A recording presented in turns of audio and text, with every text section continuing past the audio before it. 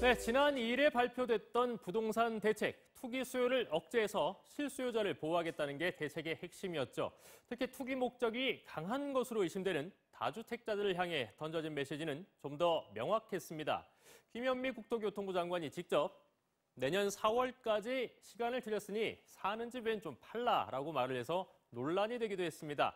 파리 대책이 나온 지 오늘로 열흘째 모두들 숨을 죽이고 시장 반응을 살피는 가운데 국세청은 세무조사에 착수했습니다. 관련 보도 먼저 보시죠. 서울 서초구의 한 신축 아파트 단지. 상가 공인중개업소에 국세청 조사관들이 들이닥쳤습니다. 최근 3년치 계약을 분석해 소득세 탈루 혐의를 포착하려는 겁니다. 이번 조사 대상은 모두 280여 명. 서울 전역과 과천, 광명 등 경기 7개 지역, 또 세종시와 부산에서 기습적으로 이루어졌습니다. 아파트 분양권을 12번 팔면서 세금은 400만 원만 납부해 다운 계약이 의심되는 사례, 20대 취업 준비생이 서울 인기지역 아파트를 구입해 편법 증여 혐의가 짙은 사례 등이 조사선상에 올랐습니다. 12억 제일 작은 게 13억 되는데 그 돈이 어디 있습니까? 20, 30대가 그거 100% 중요하지. 다 부모님 돈이죠.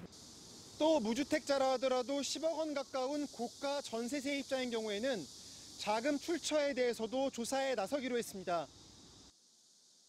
네, 대책 발표 이후에 강남 재건축 단지 같은 이 투기 과열 지구에 있는 부동산에 급매물 없냐 이런 문의가 이어지고 있다고 합니다.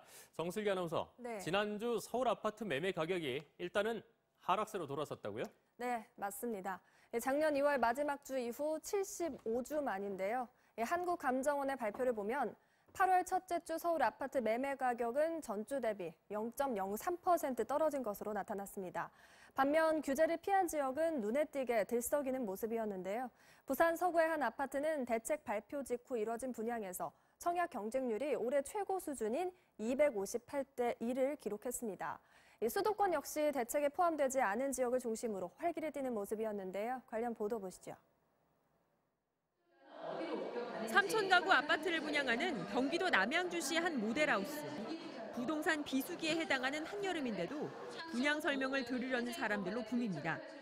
분양업체는 파리 대책이 나온 뒤 분위기가 확 달라졌다고 말합니다. 썰렁한 분위기였는데요.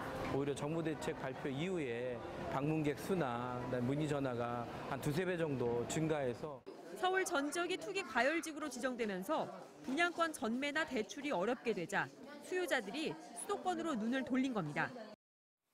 네, 하지만 이번 대책 때문에 당장 목돈이 없는 젊은 부부는 서울에서 내 집 마련하기엔 한층 어려워졌다는 지적도 있어요. 네, 그렇습니다. 서울 전역의 LTV DTI가 모두 40%로 강화돼 대출 가능 액수가 대폭 줄어들었기 때문입니다.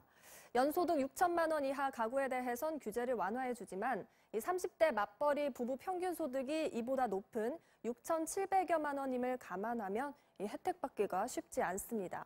부족한 자금을 빌리기 위해서 신용대출로 눈을 돌리는 경우가 많아졌다고 합니다. 관련 보도 보시죠. 이번 부동산 규제로 대출에 영향을 받는 사람은 8만 6천 명 정도. 주택을 담보로 한 사람당 빌릴 수 있는 돈은 평균 약 5천만 원씩 줄어들 것으로 예상됩니다. 또 기존 주택담보대출의 절반은 생활비나 사업자금 등 다른 용도로 쓰이고 있기 때문에 주택자금이든 생활자금이든 돈이 필요한 고객들이 신용대출로 몰릴 가능성이 클 것으로 시중은행들은 보고 있습니다. 문제는 금리입니다. 평균 3%대인 주택대출에 비해 신용대출 금리는 평균 4%대를 훌쩍 넘습니다. 이자 부담이 늘면서 가계부채의 질이 더 나빠질 수 있는 겁니다. 네, 이렇게 정부는 다주택자들에게 집을 팔아라 신호를 계속 보내고 있습니다. 하지만 집주인들이 여전히 관망세인 이유에 대해 이게 보유세 인상이 빠졌기 때문이다 이렇게 보는 시각도 있죠? 네, 맞습니다. 이 보유세는 갖고 있는 집이나 땅에 부과하는 세금으로 재산세와 종합부동산세가 있는데요. 더불어민주당 김태년 정책위원장도 MBC 라디오와의 인터뷰에서 아직은 이르지만 보유세 인상 검토해볼 수 있다고 밝힌 바 있습니다. 하지만 정부는 일단 파리 대책 효과를 좀 더 지켜본 다음 보유세 인상 여부를 정하겠다는 입장입니다. 일각에서는 보유세를 올리더라도 투기 목적 가능성이 큰 3주택자 이상을 대상으로 해야 한다는 의견도 있습니다. 네, 문재인 대통령은 이 대책이 나오기 전에 집값을 잡으면 경제부총리에게 피자를 쏘겠다는 말을 불쑥 한 적이 있죠. 그만큼 이 정부 북핵 문제만큼이나 부동산 문제도 마음이 급하다는 반증일 텐데 서울에서 새 집에 살고 싶다는 고급 수요 해법, 그리고 사회 초년병들 대출 없이 어떻게 집 살지 해법, 정교하게 다듬어가야 지금 겨우 잡혔나 싶은 그래프 다시 요동치지 않을 텐데요. 이슈투데이였습니다.